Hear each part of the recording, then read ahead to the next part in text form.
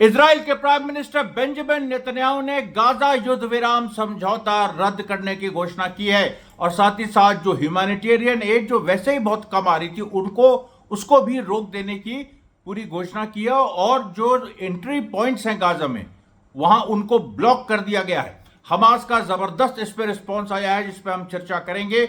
और एक तीसरा पहलू भी है जो बहुत ही महत्वपूर्ण है जो पहले नहीं था और वो शायद इस जो क्राइसिस का जो ये नया दौर है उसमें उस तीसरे फैक्टर की भी बहुत महत्वपूर्ण भूमिका होने जा रही है। उसके साथ साथ जो जिस शर्मनाक तरीके से भारत के तथाकथित प्रगतिशील बुद्धिजीवियों ने अपना असली चेहरा दिखाया, जेलेंस्की जैसे वैश्यावृत्ति में लिप्त इंसान को हीरो बता दिया ट्रंप के सामने। अरे यार कुछ तो तुम लोग लिहाज रखते, उसको तुम हीरो बता रहे हो कि उसने ट्रंप को आग दिखा दी, मोदी नहीं दिखा पाया। अरे मोदी विरोध में मतलब ये हालत हो गई है कि तुम जाके जेलेंस्की को हीरो बना दोगे। जो इस मतलब वो सोचिए आप कि ट्रंप और जेलेंस्की में इस तरह से देखा जा सकता था कि भाई एक ही गुट के अंदर लड़ाई हो रही है।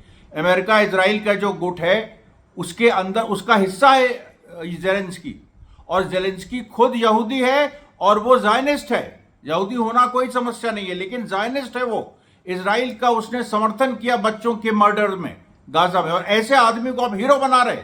और आप मैं क्या कहूं, फिर वही बात आ जाती कि आप नाम लेते हैं लेकिन वो लोग कंटेंट चोर भी रहे हैं सब।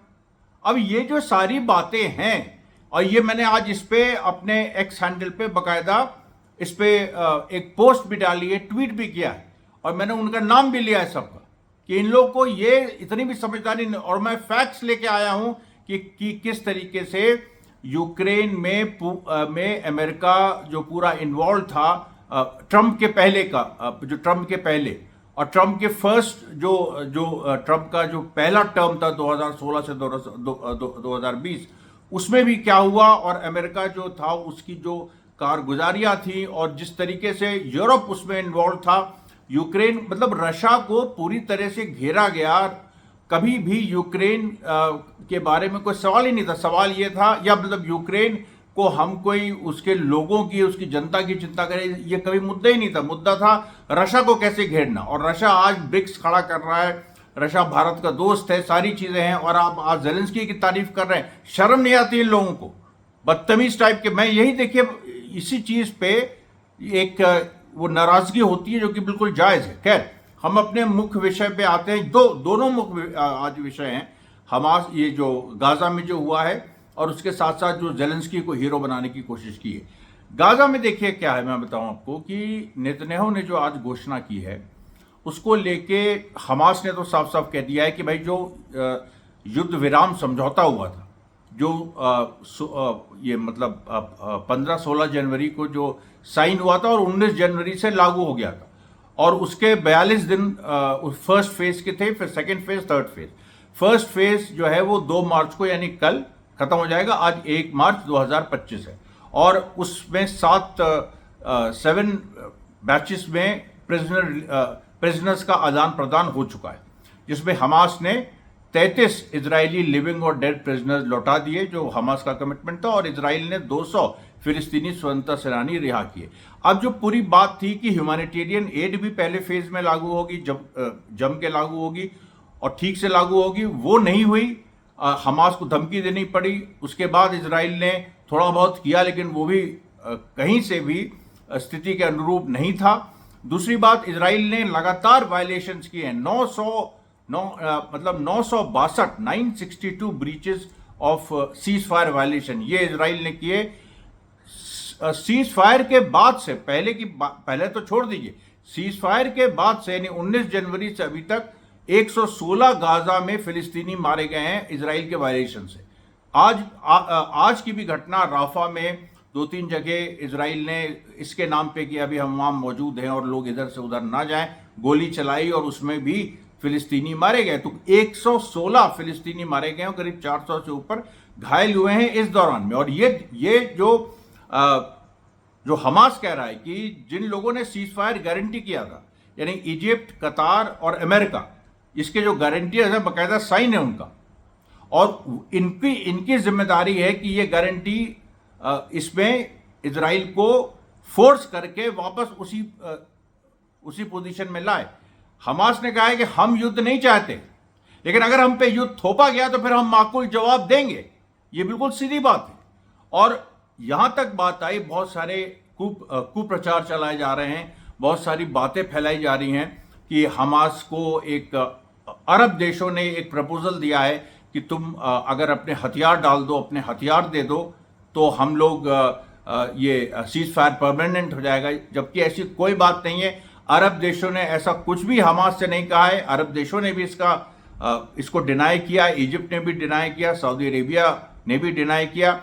और उसके साथ साथ जो हमास का स्टेटमेंट आया, उन्होंने कहा है कि अगर कोई ऐसी बात होगी तो हम अपनी जान दे देंगे, हथियार नहीं देंगे। हथियार ही एक मात्र हमारे पास एक सुरक्षा कवच है। फिलिस्तीनी जनता का जो सबसे मेन कवच है वो है रेजिस्टेंस, और रेजिस्टेंस के पास जो सबसे बड़ी बात है हथियार है, और हर तरह के हथियार उसने दिखा दिया है। इजराइल के साथ कई राउंड लड़ाइयां जो हुई हैं 7 अक्टूबर 2023 के बाद, उसमें हर राउंड में हर जगह इजराइल हारा है, हर टैक्टिक्स में इजराइल हारा है। अभी देखिए क्या है इसके पीछे। अभी एक नेतन्याहू का गैम्बल है। अब नेतन्याहू अपने देश के अंदर फंसे हुए हैं, उनके ऊपर केसेस चल रहे हैं। जब अभी जो कुछ दिन पहले तक नेतन्याहू को इतना, मतलब नेतन्याहू ने कहा कि हमको बख्श दो, हमें देश की सुरक्षा संभालनी है। कोर्ट ने कहा नहीं, तुम्हें आना पड़ेगा। उसके बाद नेतन्याहू ने ड्रामा किया कि जो बीबस फैमिली के जो मृत एक महिला, उसके 2 बच्चे जो इजराइल की फोर्स ने खुद ही मारा था और हमास के पास बॉडीज थी, हमास ने लौटाया, उसके लिए नेतन्याहू ने कोर्ट से कहा कि 3 मिनट का साइलेंस रखो। कोर्ट ने कहा नहीं।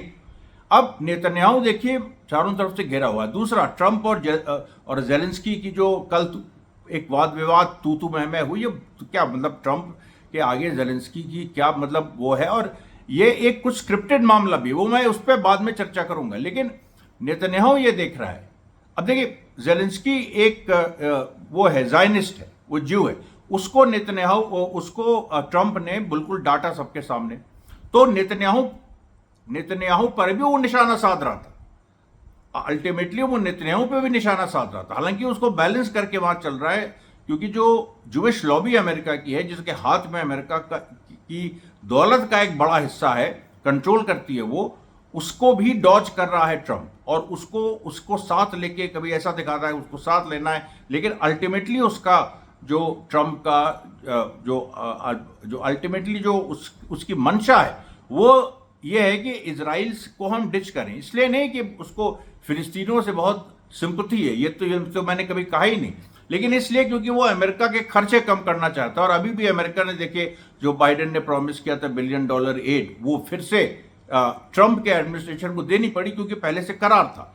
अब मैं आपसे देखिए ये जो बात है, यहां पर जो पूरा मामला फंस रहा है, नेतन्याहू किसी भी तरीके से अफोर्ड नहीं कर सकता, और पहले भी मैं आपसे बोल चुका हूं, नेतन्याहू किसी भी तरह से ये अफोर्ड नहीं कर सकता कि वॉर रुक जाए या परमानेंट सीज फायर हो जाए। अब वो हर तरह के हथकंडे अपना रहा है। सीरिया में कह रहा है कि हम ग्रेटर इजराइल के तहत हम घुस गए हैं, लेबनान से हम हटेंगे नहीं, और उसकी पूरी एक प्लानिंग बता रहा है वो कि लेबनान से लेके सीरिया तक एक सिक्योरिटी कॉरिडोर हम बनाएंगे। उस सिक्योरिटी कॉरिडोर से कोई फ्यूचर अटैक इजराइल में हो, इसको हम प्रिवेंट करेंगे। तो हर तरह से वो कोशिश कर रहा है कि युद्ध बढ़े और अमेरिका को खींचे युद्ध में। लेकिन ये देखिए आप, कितनी अजीब स्थिति है। लोग एक ड्रीम वर्ल्ड में कैसे रह रहे हैं। नेतन्याहू एक ड्रीम वर्ल्ड में रह रहा है, जो कभी संभव ही नहीं है, हो ही नहीं सकता। आप मतलब क्या मैं कहूं, ये जो देखिए दिवालियापन है, वही जैसे जेलेंस्की का दिवालियापन। बिना अमेरिकन मदद के तुम 4 कदम आगे नहीं चढ़ सकते हो, अभी वो मतलब चल सकते हो। अभी ये जेलेंस्की आज ब्रिटेन गया, ब्रिटेन से कमिटमेंट लेके आया। अब ब्रिटेन से कमिटमेंट का क्या मतलब है, जिसके पास फौज ही नहीं है, वो क्या दे सकता है यूक्रेन को।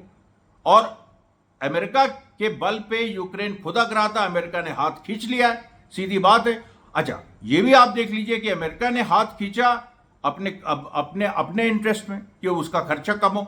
ये उसको भी ऐसा नहीं है कि वर्ल्ड पीस की बहुत फिक्र है, जो ट्रंप कह रहे हैं कि हम पीस चाहते कहते, उसको भी हम नहीं मान रहे। लेकिन कम से कम इस पूरे जो शासक वर्ग के 2 गुटों में जो लड़ाई हो रही है, इससे फायदा तो कहीं ना कहीं दुनिया के मजलूम देशों को हो रहा है ना। ईरान, रशिया, चाइना का जो एक नया एक्सिस ऑफ रेजिस्टेंस खड़ा हुआ है, जो ब्रिक्स। अब ब्रिक्स के बारे में ट्रंप ने ब्रिक्स के खिलाफ बोला, लेकिन आज ही बयान आया है कि रशिया अब आने वाले दिनों में ब्रिक्स को खड़ा करने वाला है और एक ऑल्टरनेटिव पेमेंट सिस्टम ब्रिक्स का खड़ा करने वाला है। तो ये जो बात कही जा रही थी कि ट्रंप और पुतिन में एक मिली भगत है, तो मिली भगत अगर है तो ट्रंप कह रहा है कि हम किसी भी हालत में डॉलर को कमजोर नहीं होने देंगे, और पुतिन कह रहा है कि हम डॉलर से पैरेलल एक पेमेंट सिस्टम सेटअप करेंगे ब्रिक्स के माध्यम से। तो फिर इन लोगों में मिली भगत कैसी हुई? मिली भगत करते ही नहीं है। पुतिन का अपना अलग एक उसकी राजनीति है, वो चाहता है कि एक यही जो मैंने आपको बताया कि एक्सिस ऑफ रेजिस्टेंस के साथ अमेरिका के पैरेलल एक ब्लॉक खड़ा हो, दुनिया में मल्टीपोलर वर्ल्ड बने। ये है पुतिन की फॉरेन पॉलिसी। यही है ईरान की फॉरेन पॉलिसी। ईरान की तो खैर रेजिस्टेंस को सपोर्ट करने की डायरेक्टली है, चाइना की भी ब्रॉडली यही है। तो ये जो देखिए ब्लॉक बन रहा है और इसमें भारत बीच में फंस गया। और मैंने पहले भी कहा था और कल डीबी लाइव के इंटरव्यू में भी कहा था कि भारत तो ना इधर करा ना उधर करा, क्योंकि भारत में आप अमेरिका के साथ वहां सरेंडर करके आए हैं, उसके बाद ब्रिक्स में भी आप है, ब्रिक्स में आपकी पोजीशन वीक हो जाएगी अब, क्योंकि आप अमेरिका अच्छा, और ब्रिक्स में अगर आपने रशिया और जो चाइना के एजेंडे और उस पर चलना जरूरी है, वो क्योंकि रशिया चाइना हट गए तो ब्रिक्स खत्म, तो उसमें भारत का बना रहना जरूरी है, और भारत को अगर बने रहना है तो रशिया और चाइना की बात भी सुननी है। ये जो देखिए पूरी एक सिचुएशन है, उसमें बहुत क्लियर एक बातचीत है, मतलब एक पूरी एक इस तरह की रेखा खींची हुई है। और अगर उसमें यह भी बात है कि चाइना के साथ अगर कुछ मुद्दे बॉर्डर को लेके हैं तो वो बातचीत से सुलझाए जा सकते हैं। लोग कह रहे हैं कि चाइना ने कुछ 1000 किलोमीटर भारत की टेरिटरी में घुस आया है, इसकी जांच होनी चाहिए। इसकी जांच क्यों नहीं हो रही? मोदी इसके बारे में बोल क्यों नहीं रहे? और अगर ऐसा है तो वो चाइना से बात करें इस पे, और ब्रिक्स में भी हैं वो, तो चाइना से आराम से बात कर सकते हैं। तो इसलिए देखिए ये जो पूरा है इसमें मोदी जैसे लोग भी फंस गए। ये जो पूरा डेवलपमेंट हो रहा है, नेतन्याहू तो बिल्कुल एक इस अतिशयोक्ति, देखिए जब किसी का अंत आता है, हिटलर का जब अंत आया तो कैसे आया? हिटलर का अंत इस तरह से नहीं आया कि किसी फौज ने उसके उस देश में घुस के और कब्जा किया, वो तो बाद में हुआ। लेकिन उसकी परिस्थिति कैसे बनी? यानी जो रशिया और अमेरिका ने जो और एलाइड फोर्सेस ने जो जर्मनी पे, बर्लिन पे कब्जा किया और हिटलर को अपने को गोली मारनी पड़ी, वो तो एक कॉन्सिक्वेंस है, वो तो रिजल्ट था। लेकिन उसके पहले क्या हुआ? उसके पहले हिटलर का दिमाग इतना खराब हो गया था कि वो, क्योंकि फ्रांस उसने जीत लिया और उसने सोचा, और यूरोप उसने जीत लिया, तो उसने सोचा अब रशिया भी जीत लेंगे हम, और रशिया में घुस गया। और उसके बाद उसकी इतनी पिटा, अब देखिए वही टर्निंग पॉइंट था, battle of Stalingrad, battle of Leningrad, उसके बाद बैटल ऑफ मॉस्को, फिर उसके बाद जो टाइट टर्न हुई है, और उसके बाद अमेरिका, ब्रिटेन और वेस्टर्न पावर्स ने भी जो नॉर्मंडी में डी डे लैंडिंग की, और उसके बाद दोनों तरफ से जर्मनी को पीस दिया। तो कहने का मेरा मतलब है कि ये तो हिटलर के पास भी, हिटलर भी जब एकदम खत्म होने के कगार, मतलब आप सोचिए 1945 में उसने अपने को गोली मार ली, और 1941 के एंड में और 42 की शुरुआत में उसने रशिया पे हमला कर दिया था। तो वो 2-3 साल ही टिक पाया, लेकिन उस समय तो वो ये सोचता था ना कि दुनिया को हमने जीत लिया है। नेतन्याहू भी इसी तरीके से वो सोच रहा है कि दुनिया को हमने जीत लिया है। मतलब नेतन्याहू के संदर्भ में जो वेस्ट एशिया है या जो मिडिल ईस्ट है उसको हमने जीत लिया है, अब हम ग्रेटर इजराइल बनाएंगे, अब हम ये करेंगे, अब हम ये करेंगे, गाजा में हम ह्यूमैनिटेरियन एड नहीं घुसने देंगे। वो ये नहीं समझ रहा है कि बदले हुई परिस्थितियों में ट्रंप की प्रायोरिटीज दूसरी हो गई हैं। जो पूरा इजराइल, अमेरिकन, यूरोपीय, देखो मतलब देखिए ये जो ब्लॉक था, ये जो ब्लॉक है, इजराइल, अमेरिकन, नेटो, मतलब इसमें यूरोप भी है, ये एक ब्लॉक, और उधर रशिया, चाइना और ईरान, और उसके साथ और भी जो ग्लोबल साउथ के देश है, साउथ अफ्रीका, ब्राजील, इस तरह के तमाम जो ग्लोबल साउथ के देश है वो है, नॉर्थ कोरिया है। अब यहां पर बात आ जाती है कि जब ये जो ब्लॉक है इसमें तो झगड़ा हो गया है, अमेरिका यूरोप में झगड़ा हो गया। अमेरिका कह रहा है कि हम क्यों नेटो का जितना बेल है, 67% जो नेटो का बेल है, सोचिए नेटो की सेनाएं पूरी दुनिया में फैली हुई है, हर जगह बेसिस है, तो 67% उसका पैसा अमेरिकन टैक्स पेयर देता है, और यूरोपियन कंट्रीज को ट्रंप कह रहा है तुम कंट्रीब्यूट करो। इसी तरीके से सारी वर्ल्ड बॉडीज में जिसका फायदा यूरोप उठाता है, और अभी यूक्रेन जैसे देश उठाते हैं, उसका पैसा अमेरिका देता है। और अमेरिका जो है वो अब कह रहा है कि हम क्यों दें। अब यह आपस की लड़ाई है उनकी, लेकिन इस आपस की लड़ाई में फायदा किसका है? फायदा इसमें हमारा है, और जो एक्सिस ऑफ रेजिस्टेंस का भारत जैसे देश का भी फायदा है, जबकि भारत उसमें कोई पोजीशन नहीं ले रहा है, फिर भी फायदा है। मतलब उसकी गोद में फायदा गिर रहा है, क्योंकि अगर ऑल्टरनेटिव पेमेंट सिस्टम आया, मोदी उधर तारिफ कट्स की बात उन्होंने कर दी है कि अमेरिका से आने वाले गुड्स अब ज़्यादा चीप होंगे और भारतीय मार्केट को फ्लड करेंगे। लेकिन अगर वो अमेरिका को या अमेरिका के पैरेलल अगर मोदी को दूसरी करेंसी में वही गुड्स ईरान, मतलब मोदी, जब मैं कह रहा हूं तो भारत सरकार को जब अगर ईरान, रशिया और चाइना से उसी तरह के गुड्स दूसरी करेंसी में ज़्यादा जो भारत के लिए सस्ता पड़ेगा, वो अगर उसको मिल जाएंगे, तो फिर क्या होगा? फिर अमेरिका का जो एडवांटेज है वो खत्म हो जाएगा। तो भारत को तो देखिए हर अगर समझदारी से काम ले अभी मौजूदा सरकार भी, तो वो, हालांकि वो समझदारी उसके किस्मत में नहीं है, लेकिन समझदारी से अगर मौजूदा सरकार काम ले तो भारत के तो दोनों हाथ में लड्डू हो सकते हैं। लेकिन नहीं, वो जबरदस्ती उन लड्डू को लुटाएगा भी, वो एक अलग सवाल है। बट चलिए, ये तो अभी जो सरकार है ये जाएगी, कल दूसरी सरकार आएगी, उसको फायदा होगा, भारत देश को फायदा होगा इस पूरी परिस्थिति का। लेकिन भारत देश को उससे फायदा नहीं होगा जेलेंस्की को हीरो बनाने से, जो कि वेश्यावृत्ति में लिप्त है, जिसके बारे में चाइल्ड ट्रैफिकिंग के आज ही एलिगेशन लग गए हैं कि चाइल्ड ट्रैफिकिंग का भी एक बेस यूक्रेन है, और एक नाम है जेफरी एप्स्टीन, जो दुनिया में उसकी अब डेथ हो गई है, जो दुनिया में पूरा सेक्स स्लेवरी और चाइल्ड ट्रैफिकिंग का किंगपिन माना जाता है। और उसके इजराइल से सीधे कनेक्शन थे, उसके अमेरिका के बड़े बड़े पॉलिटिशियन से सीधे कनेक्शन थे, और जो बाइडेन की जो पूरी सरकार थी उससे कनेक्शन थे, कमला हैरिस तक उसमें इन्वॉल्व थी। इस तरीके की बातें आई, उस पर मैं एक अलग से वीडियो बनाऊंगा जेफरी एप्स्टीन पे, कि क्या वो मामला है, वो कैसे इजराइल से जुड़ा हुआ है। उसमें पूरी की पूरी जो जूइश लॉबी है पैसे वाली, वो उससे जुड़ी हुई है, बाकायदा उनको सर्विस देता था वो चाइल्ड मतलब वेश्यावृत्ति की। सोचिए आप, कितना जघन्य काम। और उसमें यूक्रेन लिप्त था, यूक्रेन उसका सेंटर था, और इसीलिए देखिए यूक्रेन को बचाने के लिए पूरा यूरोप पागल हुआ जा रहा है। ट्रंप उसका हिस्सा नहीं था, तो ट्रंप को कोई समझ, अब ट्रंप जानता है इस बात को, और ट्रंप को जब इन लोगों ने, भाई ट्रंप पहले टर्म में चुप था, लेकिन जब ट्रंप को इन लोगों ने हैरेस करना शुरू किया, उनको हाउंड करना शुरू किया, तो ट्रंप ने फिर उलट के काटा, और अभी तक काट रहा, वो काटेगा, अब क्यों ना काटे? आप ही बताइए। ये जो पूरी स्थिति है, इस पूरी स्थिति को अगर हम देखें तो इसमें देखिए जो नेतन्याहू अभी कर रहा है, ये जो नेतन्याहू अभी सोच रहा है, अभी देखिए इजिप्ट का बयान आ गया तुरंत आज, जैसे ही नेतन्याहू ने घोषणा की। इजिप्ट ने कहा कि जो अग्रीमेंट हुआ था वो ये हुआ था कि 3 फेजेस में ये पूरा लागू होगा, इसमें इजराइल के साइन है। अगर इजराइल इसको वायलेट करता है तो फिर ये पूरा फिर कभी हमसे बात नहीं, मतलब आप कायरो में या कतार में इस तरीके से, ये कतारीज ने भी यही कहा कि हमारे यहां बैठ के अग्रीमेंट तुम करते हो और फिर उसको तोड़ देते हो। अच्छा, अमेरिका के ऊपर प्रेशर है। अभी ट्रंप ने, देखिए ट्रंप से एक नया ड्रामा इजराइल ने खेला। अभी जो एक हमास ने एक इजरायली होस्टेज को रिलीज किया, उसको एक इजरायली टेलीविजन से इंटरव्यू कराया गया और उसको ये कहलवाया गया कि हमास ने उसको टॉर्चर किया, जबकि आप जानते हैं कि कितने होस्टेजेस रिलीज हुए, सब ने हमास की तारीफ की। इस एक होस्टेज से ये कहलवाया गया। उस होस्टेज को अब ये कहा जा रहा है कि ट्रंप के पास व्हाइट हाउस भेजेंगे, और इधर नेतन्याहू ने ये सोच के कि हम ट्रंप का दिमाग हम बदल देंगे जब वो ट्रंप ये सब सुनेगा कि हमास ने टॉर्चर किया, ये किया।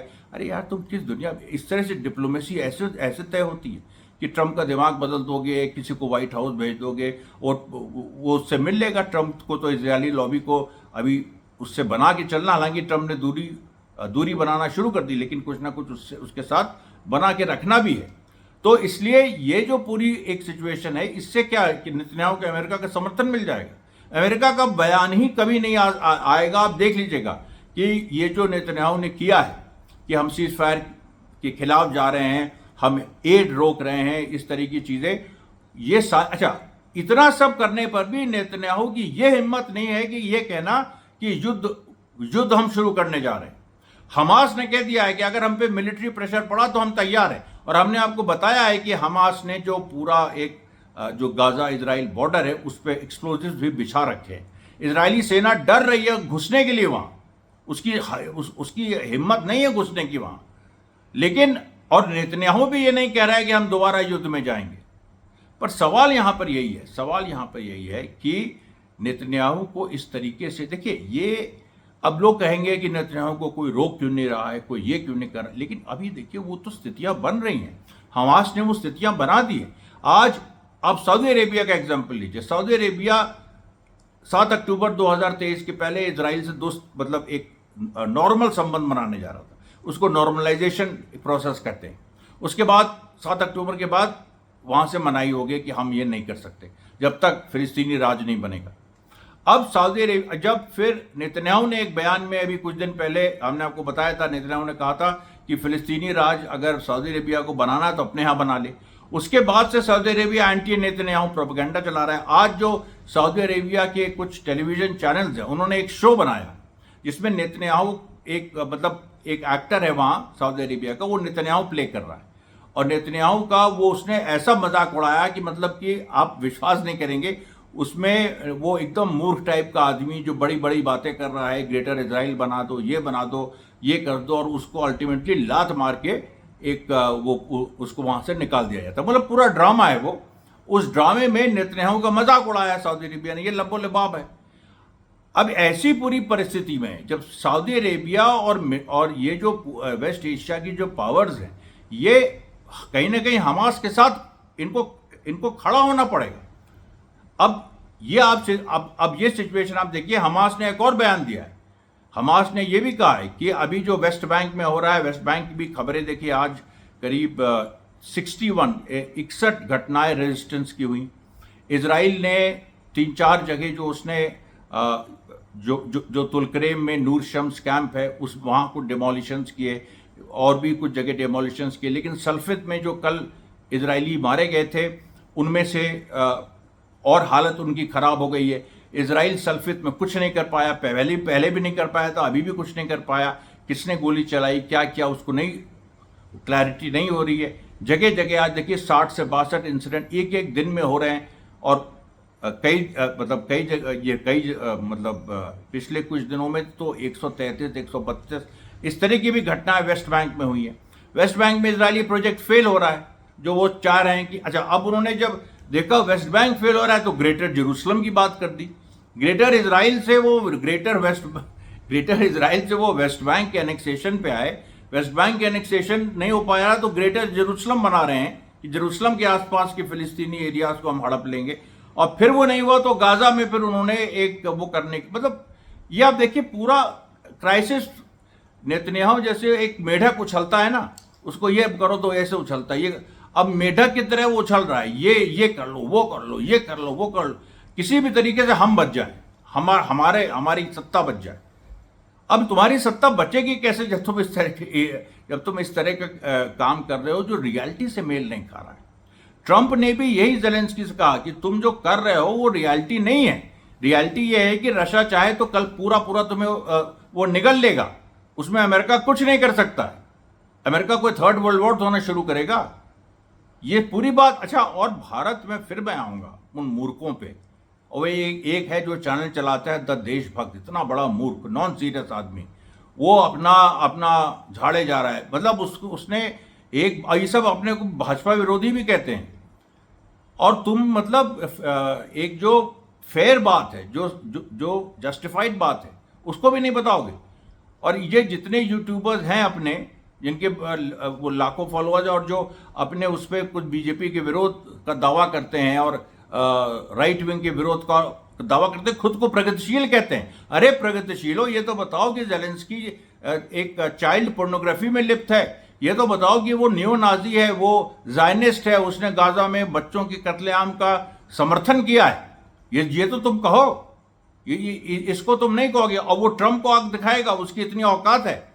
वो पूरा स्क्रिप्टेड ड्रामा है, और स्क्रिप्टेड ड्रामा, अब लोग कहेंगे स्क्रिप्टेड ड्रामा, ये ड्रामा क्यों है? तो इसलिए है, उसमें दोनों पहलू हैं। एक तो अमेरिका ने जबरदस्ती कहा होगा कि तुम करो, इस तरीके से तुम्हारे साथ होगा, तुम्हें हम ह्यूमिलेट करेंगे और तुम्हें सहना पड़ेगा। पहले से हम ये पूरा तय होके, और जेलेंस्की को मानना, जेलेंस्की नहीं मानेगा तो करेगा क्या? और उसमें इतनी छूट थी कि ठीक है, तुम हमको डिफाई कर देना, तुम कह देना नहीं, हम मतलब इससे हम आपके साथ नहीं है जो आप कर रहे हैं, और हम समझौता नहीं करेंगे, हम जा तो ये पूरी स्क्रिप्ट एक अच्छी स्क्रिप्ट लिखी गई। लेकिन उस स्क्रिप्ट के पीछे मंशा क्या थी? मंशा यही थी कि ट्रंप जेलेंस्की से पिंड छुड़ाना चाहता है, और वो अच्छी बात है। और जेलेंस्की जैसा दो कौड़ी का आदमी, वो क्या ट्रंप को आग दिखाएगा, वो क्या कुछ करेगा? मतलब ये तो हास्यास्पद बातें मत किया करो हमारे सामने।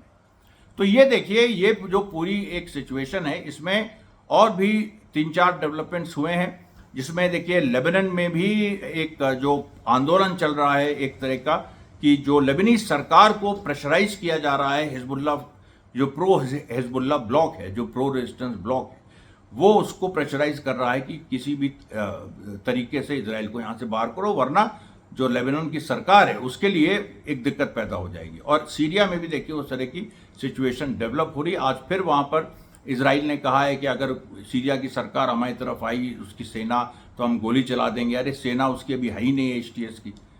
असली डर क्या है इजराइल को? असली डर सीरिया में HTS सरकार नहीं है। असली डर इजराइल को यह है कि HTS सरकार रहेगी नहीं ज़्यादा, और जो दूसरी सरकार आएगी वो रेजिस्टेंस की सरकार होगी, और ईरान फिर मजबूत हो जाएगा। और उससे लड़ने के लिए वो वहां पर अपना कुछ ना कुछ ड्रामा कर रहा है। हालांकि तुम कैसे लड़ पाओगे? अगर सीरिया में सत्ता परिवर्तन होगा, मार के तुमको भगा दिया जाएगा वहां से। तुम वही गलती करो। लेबनान तुमने 18 साल ऑक्यूपाई किया था, 1982 से और सन 2000 तक, तब हिजबुल्ला था भी नहीं, फिर हिजबुल्ला बना और तुमको बाहर कर दिया उसने। तो ये जो देखिए सारी बातें। और एक चीज़ और, जो 7 अक्टूबर का जो पूरा जो एनालिसिस आई, जिसमें आर्मी ने सीधे सीधे कहा इंटेलिजेंस फेलियर, उसमें भी और बातें सामने आई हैं कि 7 अक्टूबर को सुबह 6 बजे हमला शुरू हुआ हमास का। उसके पहले 3 बजे सुबह, यानी 6 की रात 7 की सुबह 3 बजे ये इंटेलिजेंस रिपोर्ट 7 इंटेलिजेंस ऑफिसर्स को मिल गई थी कि कुछ होने वाला है अभी 3 घंटे बाद। नेतन्याहू सो रहा था उस समय का डिफेंस मिनिस्टर योव गैलेंट सो रहा था, उसको ये लोग उठा नहीं पाए। आज हाय तौबा मच रहे हैं, हजारों उसमें इजरायली सोल्जर मारे गए, जिसमें केवल सैनिकों को हमास ने मारा, बाकी सिविलियंस को इजरायली फोर्स ने खुद मारा। लेकिन इतना सब हो गया, इतना हाय तौबा मच गई। अब ये सामने आ रहा है, उस रात को 7 अक्टूबर को 6 बजे हमास का हमला शुरू होता है, 3 बजे ये इंटेलिजेंस आती है, और इनके पास ये स्थिति नहीं थी कि नेतन्याहू और योव गैलेंट को ये लोग उठा सकें। कोई और देश होता, भारत जैसा देश भी होता, चाहे जितना पॉपुलर प्रधानमंत्री होता, उसको बाहर निकाल दिया जाता। इस सवाल पे तो कोई समझौता नहीं होता, मैं दावे के साथ कह सकता हूं। उसको रिजाइन करना पड़ता, चाहे वो कोई हो। ये आप देखिए, पूरी जो इजराइल की जो सच्चाई है, वो एक होस्टेज स्टेट है, अपने नागरिकों के बीच आतंक फैला के रह रहा है। जो अभी दर्जनों होस्टेजेस हमास के पास हैं, उसमें कुछ बहुत ही महत्वपूर्ण लोग हैं जो इजराइल अफोर्ड नहीं कर सकता कि उनको वो लूज करे। इसलिए इजराइल देखिए टेबल पे आएगा। और हमास ने भी कह दिया कि जो चीज़ यानी हमास की डिफीट इजराइल चाहता है ना, तो हमास ने कहा है कि इजराइल को हमास की डिफीट नहीं मिलेगी। जैसे सलीम ने अकबर से कहा था मुगल आजम में कि अनारकली नहीं मिलेगी। ये जो पूरी देखिए सिचुएशन है, हमास ने कह दिया है कि जो चीज़ इजराइल अपने हवाई जहाज, टैंक, मिलिट्री टेक्नोलॉजी से हासिल नहीं कर पाया, वो उसको टेबल पे नहीं मिलेगी कि इस तरह से बैठ के बात करके और वो चीज़ वो ले ले। उसके होस्टेजेस को, अगर ये जो गाजा को जो घेरा है, गाजा को जो स्टार्व करने की प्लानिंग है कि उसमें ह्यूमैनिटेरियन एड रोक दी, उसके लोग भूखे रहें, उन पे बिजली पानी बंद कर दो, ये जो सारी चीज़ें हैं, इस तरह की टैक्टिक से नेतन्याहू को कुछ नहीं मिलेगा। गाजा खड़ा है, खड़ा रहेगा, और आने वाले दिनों में अगर युद्ध की ज़रूरत पड़ी तो युद्ध भी होगा। ये देखिए, आज का प्रसारण यहाँ समाप्त होता है। कल हम आपके बीच फिर आएंगे, तब तक के लिए धन्यवाद साथियों, बहुत बहुत धन्यवाद।